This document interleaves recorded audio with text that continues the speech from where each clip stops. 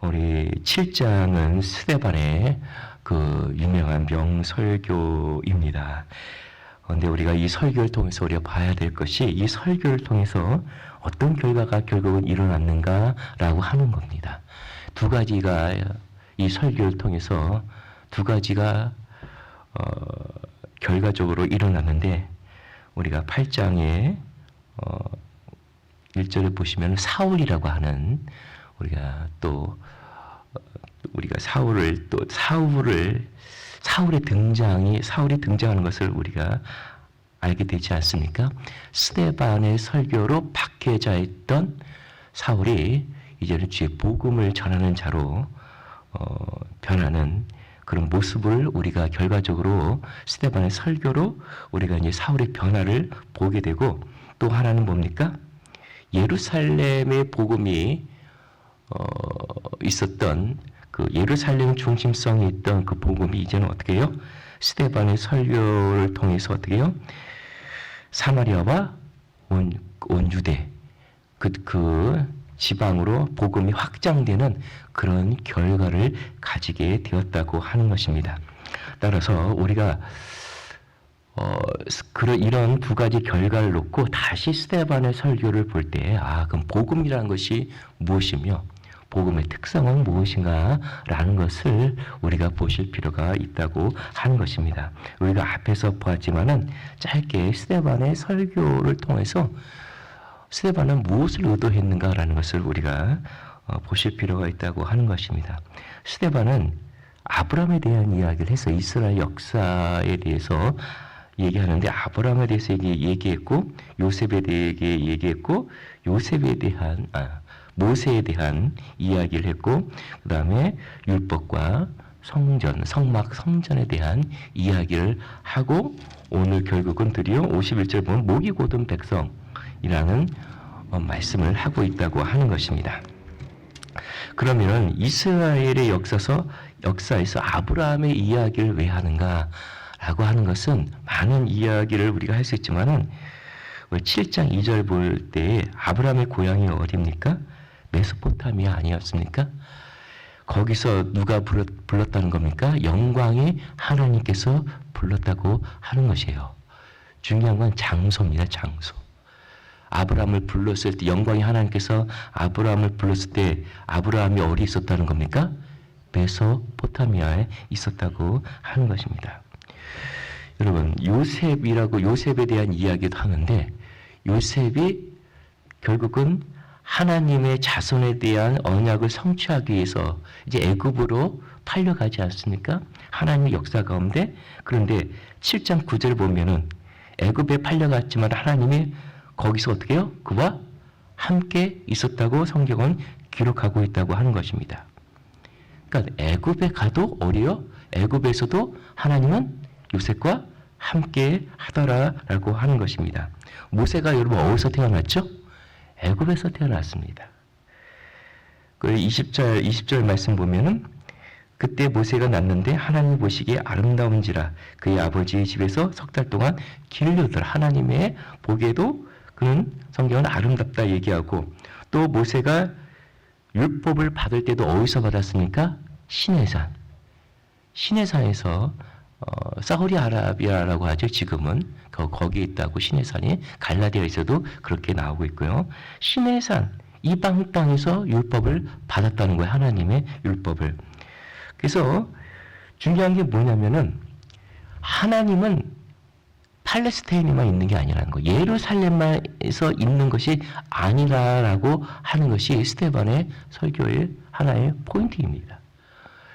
예루살렘에만 있다고 하는 편협한 이스라엘 백성들의 생각을 깨뜨리는 겁니다. 하나님이 임재하는 곳, 그것은 예루살렘에만 아니라 이방 땅에도 하나님은 임재하신다. 그리고 하나님이 임재한 곳이 거룩한 곳이다 라고 얘기하는 것이 스데반의 설교의 어떤 면에서는 포인트입니다. 왜요? 스데반의 설교로 말미암아 예루살렘에 있던 복음, 원래 복음은 1장 7절에 사도행전 1장 7절 8절에 프로그램화되어 있어요. 어떤 면에서는 예루살렘에 다음에 사마리아와 온 유대로 넘어가게 되었다고 하는 것입니다. 그런데 복음이 어떤 면에서는 예루살렘에만 갇혀 있는 거예요.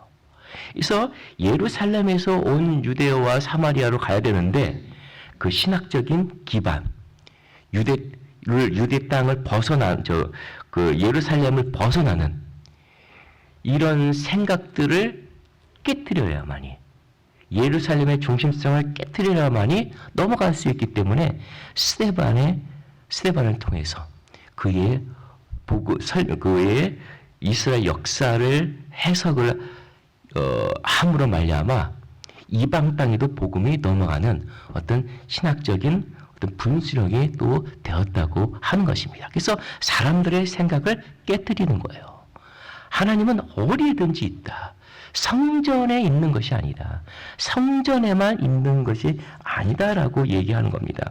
그래서 우리가 41절 보시면은 이 41절의 배경이 결국은 이제 금송아지 만든 사건 아니겠습니까? 그래서 그때 그들의 송아지를 만들어 우상 앞에 제사하며 그 송아지를 만든 것, 그것을 뭐라고 해요? 우상 앞에 제사하며 자기 손으로 만든 것을 기뻐하더니, 사람들이 금송아지, 모세가 시내산 올라가고 40일 이상으로 안 보이니까 어떻게 된지 모르니까는 금송아지를 만들고 그것이 이제 자기네 사람의 손으로 만들어 놓고 이제 그것을 기뻐하며 우리를 애굽에서 인도한 신이다라고 얘기했던 것처럼 자기의 손으로 만든 것, 그 우상, 사람의 손으로 만든 우상을 얘기함으로 말미암아 사람의 손으로 만든 성전, 그 성전이 뭐예요? 성전 또한 사람의 손으로 만들었다. 그러면서 그것 또한 우상이다 라고 얘기하는 것이 스데반의 설교라고 하는 것입니다. 그러니 성전 중심으로 살던 이들에게 있어서 성전이 우상이라고 얘기하니 당연히 스데반은 죽을 수밖에 없는 겁니다. 그러나 스데반은 성령 충만한 설교를 지금 하고 있다고 하는 것입니다. 그러니까 스데반은 오늘 설교를 통해서 정말 성령 충만하여서 이스라엘의 역사를 성령 안에서 잘 해석을 하고 있다고 하는 것입니다. 그렇기 때문에 성령이 충만한 스데반의 설교로 말미암아 사도 바울이 어떤 면에서 은혜를 받게 되는 거예요. 그런 관점에서 오늘 보려고 하는 겁니다. 그래서 오늘 51절 말씀 우리 한번 읽도록 하겠습니다. 51절 말씀입니다. 오늘 본문 말씀. 목이 곧고 마음과 귀의 할례를 받지 못한 사람들아. 여기 보면 목이 곧고 마음과 귀의 할례를 받지 못한 사람들은 역사적으로 이 출애굽한 이스라엘 백성들을 얘기하고 있습니다. 민수기에서도 얘기하고 있고 계속 예레미야 가면은 또 성경이 여러 군데에서 목이 곧고 마음과 귀의 할례를 못한 이 이스라엘 백성들에 대해서 많이 얘기하고 있다고 하는 것입니다. 왜 이런 얘기를 할까요? 목이 곧다라고 하는 것, 마음과 귀의 할례를 받지 못했다고 하는 것. 예레미야 4장 14절인가요? 거기 가시면은 결국은 마음과 귀를 할례를 받는다고 하는 것은 하나님 여호와께 속한다고 얘기하고 있습니다. 그러니까는 마음과 귀의 할례를 받지 못한다고 하는 것은 그 마음의 자리에 성령 하나님의 생각이 자리 잡아야 되는데 자기들의 인간의 생각들이 자리 잡고 자기들의 생각을 주장하고 자기들의 생각을 고집하며 자기 옳음만 거기서 얘기하고 있다고 하는 것이에요. 그러니까 중요한 건 뭐냐면은 자기 옳음을 통해서 결국은 나오는 것이 결론적으로 뭐냐면은 오늘 51절 말씀처럼 성령을 거스린다고 하는 겁니다. 그러니까 이 얘기의 배경은 앞에 있는 겁니다. 그러니까 성령은 이스라엘의 역사를 통해서 하나님의 뜻하신 바가 무엇인지를 계속해서 말씀하고 52절에 연결해서 보면 선지자들 불러서 그 뜻한 바를 계속해서 알려주셨다고 하는 것이에요. 그런데 이스라엘 백성들은 그렇지 못했다고 하는 거예요. 율법을 주신 목적이 결국 율법을 지킬 수 없는 우리 인간의 존재가 어둠이요, 장님이요. 그래서 율법 몽학성생으로서의 예수 그리스도를 지향하도록, 예수 그리스도를 바라보도록 그렇게 율법을 추적해가며 예수 그리스도를 바라보고 예수 그리스도를 만나게 되어 있는데, 그들은 그런 것이 아니라 율법을 받았다고 하는 것, 그 자체에 머물러 있었다고 하는 겁니다. 그래서 우리는 율법, 하나님의 말씀이 있는 자라고 하는 것, 이거에 대한 자부심을 갖고 거기에 머물러 있었다고 하는 것입니다. 성령은 그런 것이 아니다. 율법을 준 목적은 따로 있다라고 얘기함에도 불구하고 그들은 율법이 자기 신앙의 하나의 장식품으로, 율법을 갖고 있는 것이 자기 신앙의 어떤 장식품이 되는 거예요. 그러면 자기들의 그 율법을 통해서 하나님의 백성임을, 그것을 또 율법을 갖고 있는 것을 통해서 그것을 하나님의 자녀이고 우리는 선택받은 자라고 하는 것을 은연중에 율법을 소유함으로 말미암아 그렇게 되는 것으로 그들은 하나의 장식품이 되었다고 하는 거예요. 근데 성령은 하나님의 뜻은 그게 아니다라고 얘기해 주지만 그들의 생각의 어떤 집착, 그 생각의 고정화, 그래서 생각을 거기에서 더 이상 나오지를 못하는 거예요. 그렇기 때문에 성령은 그런 걸 통해서 목이 곧고 마음과 귀에 할례를 받지 못했다는 거예요. 그게 의인들을 보내면 그게 아니라고 보내면 어떻게 해요? 그들을 죽이기만 해요. 의인들을 죽이고 하나님의 뜻을 갖고 얘기하는 의인들을 향해서 그들을 죽이기만 하지 그들의 고집과 그 생각들을 절대 깨뜨리지 않는다고 하는 것입니다. 성전에 대한 이야기도 마찬가지. 성전도 그렇고 성막도 그렇고 추적해 가면 그것이 결국 인간의 마음에 대한 얘기요, 결국 예수 그리스도에 대한 얘기인데 그것을 지향하지 못하고 우리는 성전 중심의 삶을 살고 그 안에 갇혀버리는 말미암아 성전을 통해서 그것도 자기들의 신앙의 하나의 장식품으로 전락하는, 성전을 갖고 있으면 하나님의 그냥 임재가 자연스럽게 있을 것이고 그것을 통해서 우리는 보호되고 이 나라는 안전하다라고 하는 그 맹목적인 신앙을 그들은 갖고 있었다고 하는 겁니다. 그래서 그들은 율법을 왜 주었는가, 성전을 왜 주었는가 라고 하는 것에 대해서 그 목적과 이유에 대해서 그들은 마음과 귀에 할례를 받지 못했다고 하는 거예요. 그러니까 성령의 생각을, 하나님의 뜻을 그 마음에 갖지를 못했다고 하는 것입니다. 그래서 그들의 삶은 그들의 조상과 마찬가지로 항상 어떻게 해요? 하나님의 뜻과 관계가 없는, 즉 성령을 늘 거스린다고 하는 것입니다. 그래서 어떤 면에서는 우리도 마찬가지라고 하는 것입니다. 우리의 오늘도 새벽 예배를 나오지만 이런 새벽 예배라든가 우리 공예배라든가 우리 삶의 모든 것들이 다 예수 그리스도를 지향해야 되고 예수 그리스도 안에서 다 해석이 되어야 되고 성령의 인도함을 받는 그런 삶의 해석들이 우리 안에 이루어지지 않으면 예배의 자체로 만족하고 그것이 신앙인 양 그렇게 우리는 여긴다고 하는 것입니다. 예배를 통해서 예배의 목적이 무엇인가? 우리가 큐티를 왜 하는가? 말씀을 왜 읽는가? 라고 하는 그 목적이 있다고 하는 것입니다. 우리 영의 양식인데 밥을 먹는다고 하는 것은 일을 하기 위한 것이 아니, 일을 하는 거잖아요. 우리가 왜 영의 말씀을 먹고 예배를 드리는 이유가 무엇인가? 라고 하는 것은 항상 예수 그리스도와 연결해서 늘 생각하지 않으면 우린 예배는 예배 자체로 우리는 끝나고 말씀 읽는 것 자체로 끝날 수밖에 없다고 하는 것입니다. 스데반은 이것을 원색적으로 당시 이스라엘 백성들에게 그렇게 고발했던 겁니다. 그러니까는 성령 충만하지만 사람들에게 죽을 수밖에 없는 그런 모습을 띠고 있다고 하는 것입니다. 그래서 53절의 말씀 보면은 스데반이 계속 얘기하기를 너희는 천사가 정한 율법을 바꿔도 또 지키지 아니하였다라고 얘기하고 있다는 것입니다. 결국은 그러니까 율법의 원래 목적대로 율법을 준 목적대로 그들은 너희는 살지 못했다고 얘기하는 것이란 겁니다.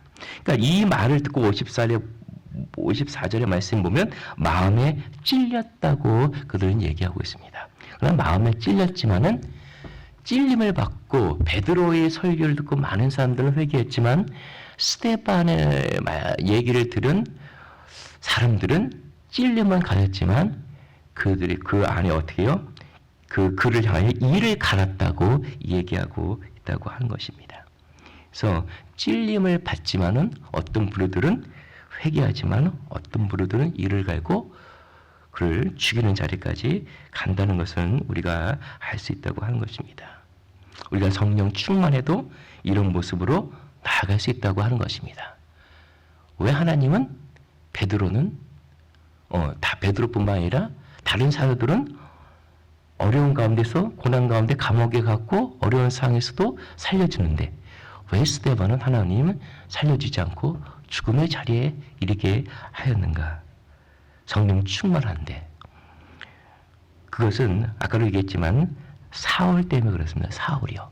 그리고 복음이라고 하는 것이 이스라엘의 역사를 통해서 해석을 하고 율법과 성전을 준 모든 것이 바로 다 예수 그리스도와 관련이 있다고 하는 것.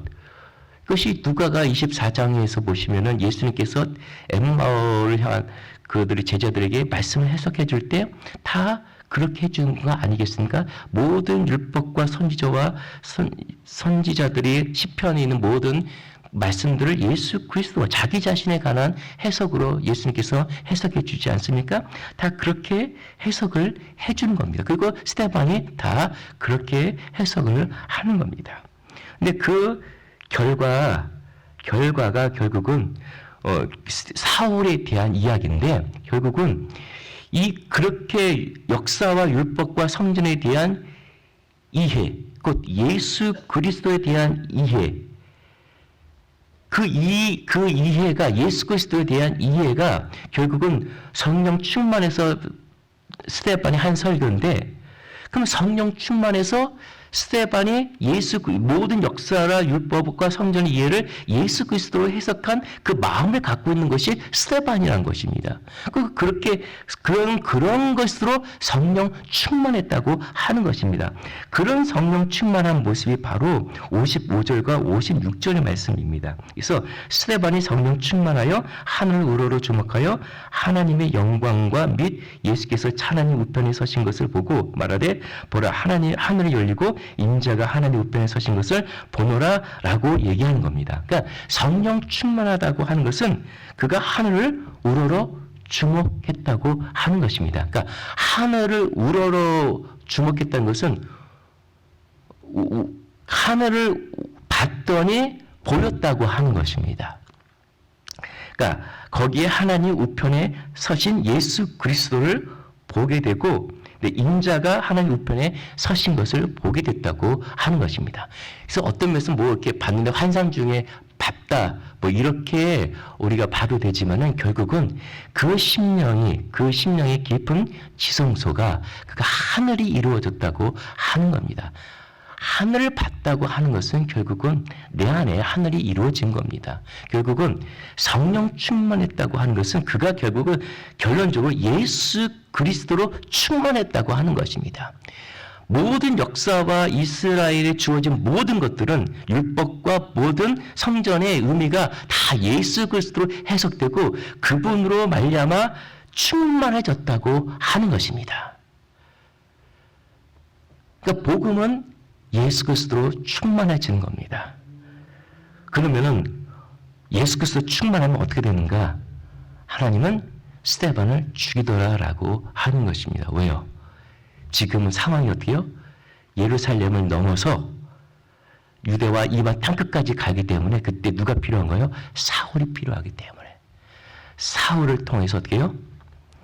스데반을 통해서 스데반의 이 안에 있는 예수 그리스도 스데반의 입장에서 얘기한다. 스데반의 입장을 사울의 말로 표현한다면 질그릇 속에 있는 예수 그리스도.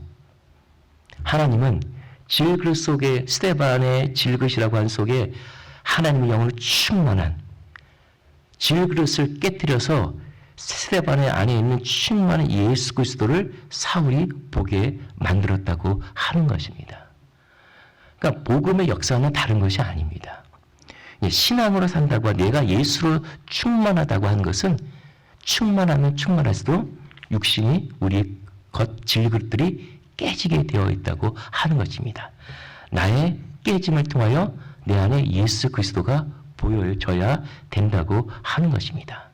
사울의 등장, 사울의 변화는 결국은 스데반의 설교와 관련이 있었다고 하는 것입니다. 특별히 스데반의 복음에 대한 복음에 대한 설명뿐만 아니라 정말 그 설교대로 그 안에 예수 그리스도가 보였다라고 하는 것입니다. 그것이 59절과 60절 말씀, 스데반이 죽음에 이르렀을 때 그는 정말 예수 그리스도였다고 하는 것입니다. 그들이 이 59절 말씀 보면 그들이 돌로 스데반을 치니 스데반이 부르짖어 이르되 주 예수여 내 영혼을 받으시옵소서 하고 무릎을 꿇고 크게 불러 이르되 주여 이 죄를 그들에게 돌리지 마옵소서라고 하는 이 두 가지 말은 예수 그리스도가 십자가상에서 한 얘기 아니겠습니까? 그러니까 스데반 안에 예수가 보였다고 하는 것입니다. 그걸로 인하여 바울은 빛 대신 예수 그리스도를 만남으로 말미암아 이제는 예수 그리스도를 개인의 삶 속에 적용시키는 죽은 자 가운데 예수가 살아났다고 하는 그런 복음을 이제는 전하게 되었다고 하는 것입니다. 여러분, 우리 오늘 말씀을 보면서 두 가지를 생각했습니다. 복음의 역사는 예루살렘을 넘어간다. 그것은 하나님은 어디든지 다 계시다. 성전에만 있는 것이 아니라 우리가 가는 곳이 바로 거기가 하나님 나라요, 하나님이 함께 하시는 곳이다라고 하는 것이 스데반의 설교 중에 하나고, 스데반의 설교를 통해서 이스라엘의 역사와 성막과 율법을 주신 목적을 자기 삶으로 해석함으로 말미암아 결국은 그 모든 것이 다 예수 그리스도로 집중되어 있다고 하는 것. 그러니까 즉 그의 삶의 충만함은 바로 예수의 충만함이었고, 그 충만함으로 말미암아 하나님은 그 충만함을 스데반을 깨트림으로 말미암아 예수가 보이도록 그 충만함이 드러나도록 그 영향력을 사울에게 끼쳤다라고 하는 것을 우리가 오늘 말씀을 통해서 보았습니다. 여러분, 하나님은 하나님의 일을 행하십니다. 하나님은 우리의 삶을 예수 그리스도 해석하게 만들고 그 예수 그리스도 충만케 해서 우리를 깨뜨려서 많은 사람들에게 빛을 비추기 원하신다고 하는 것입니다. 우리의 부르심 거기까지 이르게 된다고 하는 것을 여러분 꼭 기억하시고, 복음으로 산다고 하는 것이 무엇인지 여러분 잘 기억하시고 오늘도 복음 안에 빛된 삶을 드러내시는 저와 여러분의 삶이 되기를 원합니다. 우리 함께 기도하겠습니다.